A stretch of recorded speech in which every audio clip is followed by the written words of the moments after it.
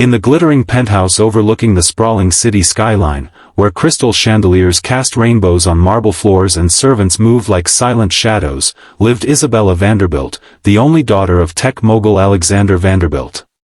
At 18, Isabella had everything money could buy: designer clothes, private jets to whisk her away on whims, and a social media following that rivaled pop stars. But there was one thing her father's billions couldn't purchase: passing grades. Test after test, she failed spectacularly, her report cards a sea of red ink that mocked her every attempt. "You're a Vanderbilt," her father would thunder, his voice echoing through the vast halls. "Failure isn't in our blood." Little did Isabella know, her life was about to collide with someone from a world so different, it would shatter her illusions and rebuild her from the ground up.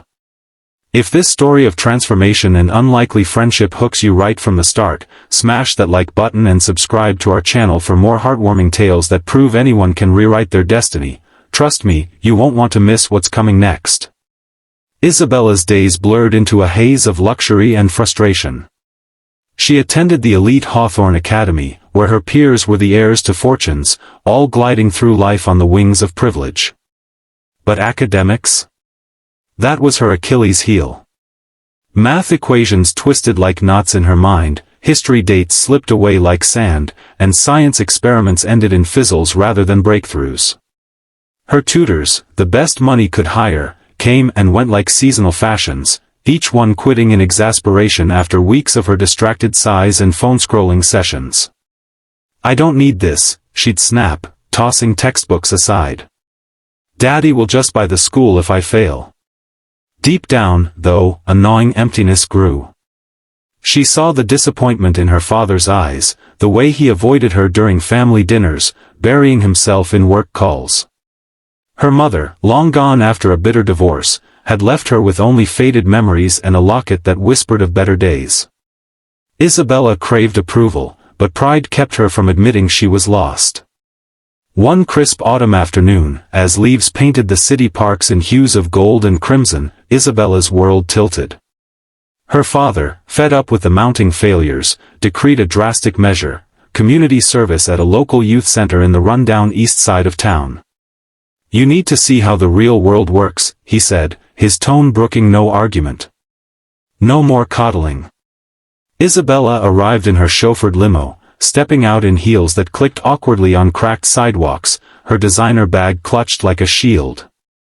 The center was a far cry from her polished life: peeling paint on the walls, mismatched furniture, and the faint smell of instant noodles wafting from the kitchen. There, amidst the chatter of underprivileged kids studying under flickering lights, she met Ethan Ramirez.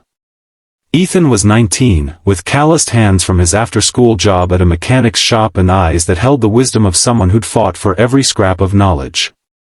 Born to immigrant parents who scraped by on minimum wage, he lived in a cramped apartment where books were his escape. He volunteered at the center, tutoring younger kids in math and science, subjects he excelled in despite attending a overcrowded public school. His dream?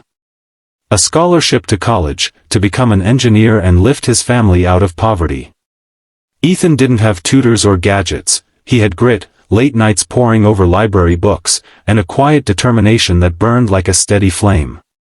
When Isabella was assigned to help with a group study session, she rolled her eyes.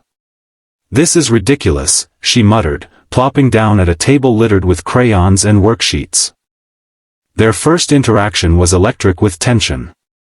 Isabella, tasked with explaining basic algebra to a group of middle schoolers, fumbled through the problems, her cheeks burning as the kids giggled. Ethan, overseeing the session, stepped in quietly. "Hey, let's try it this way," he said, his voice calm and patient. He drew a simple diagram on a napkin, breaking down the equation into steps so basic it felt like child's play. Isabella bristled. "I know this stuff," she lied, her voice sharp. But Ethan just smiled faintly. "Everyone starts somewhere. Sometimes, you gotta wipe the slate clean and build from the bottom." His words stung, but there was no judgment in them, only empathy. As the session ended, Isabella lingered, watching him pack up. "Why do you do this?" she asked, curiosity overriding her defensiveness. "Because knowledge is the one thing no one can take from you," he replied. "And it levels the playing field." If Ethan's quiet wisdom is already tugging at your heartstrings, hit that like button now. It helps us bring more stories like this to light up your feed. And don't forget to subscribe. We've got a treasure trove of emotional journeys waiting for you. Over the next few weeks, Isabella's mandatory hours at the center turned into something unexpected. She and Ethan were paired for a project, organizing a fundraiser for new books. At first, clashes were inevitable. Isabella suggested lavish ideas, like hiring a celebrity DJ, while Ethan advocated for practical ones, like a community bake sale. "We don't have your kind of money," he said gently one evening as they sorted flyers under the dim glow of a desk lamp. "But we have heart." Isabella felt a pang. Her life of excess suddenly seemed hollow. As they worked, conversations deepened. She opened up about her failures, the pressure from her father, the loneliness of her gilded cage. "I feel like I'm drowning in expectations," she confessed, tears welling up for the first time in years. Ethan shared his own struggles, his father's long hours at the factory, his mother's illness that drained their savings, the bullying he faced for being the smart poor kid.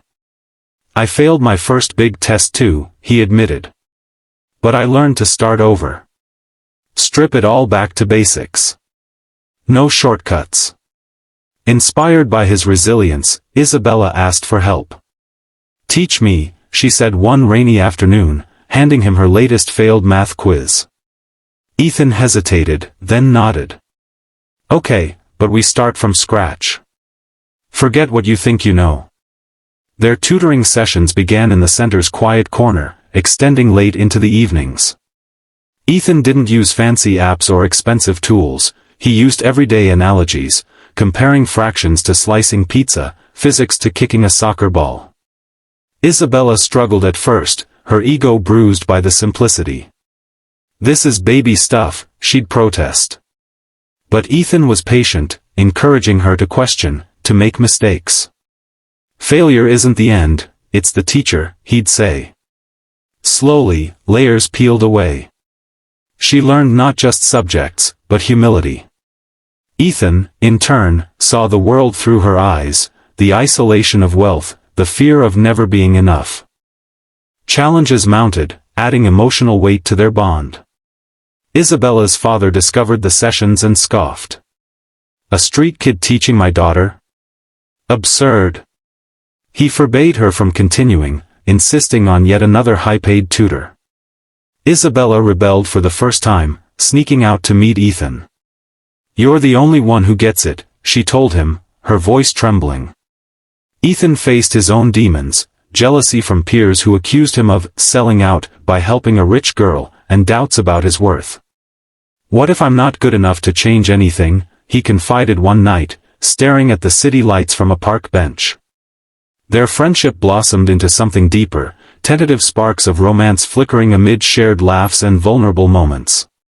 But a major setback hit when Isabella bombed a midterm despite progress, triggering a meltdown. "I'm hopeless," she cried, ready to quit. Ethan pulled her back. "Remember, start from scratch. We've got this, together." As weeks turned to months, resolutions unfolded like blooming flowers. Isabella aced her next test, then another, her confidence soaring. She advocated for the center, using her father's connections to secure donations without his knowing at first. Ethan earned his scholarship, his application glowing with recommendations, including one from Isabella. Their biggest challenge came during the fundraiser. A storm threatened to cancel the event, mirroring the turmoil in their lives. Working through the night, they improvised, turning it into an indoor success that raised thousands. Isabella's father attended reluctantly, witnessing her poise and Ethan's ingenuity. "I was wrong," he admitted later, pride in his eyes. The emotional climax hit when Isabella graduated top of her class, dedicating her speech to Ethan. "He taught me that true wealth is in perseverance, not pockets," she said, tears streaming. In the end, Isabella and Ethan stood on the penthouse balcony, the city below a testament to dreams realized. She pursued college on her own merits, while he built a future in engineering. Their story wasn't just about grades, it was about bridging divides, finding strength in vulnerability, and the power of starting over. As the sun set, casting a warm glow, Isabella whispered, "Thank you for seeing me." Ethan smiled. We all deserve a fresh start. If this tale of redemption and growth moved you to tears or inspired a spark in your heart, give it a thumbs up and subscribe right now. Your support means we can keep sharing stories that remind us, no matter your background, humility and hard work can rewrite any ending. What's your takeaway? Drop it in the comments below.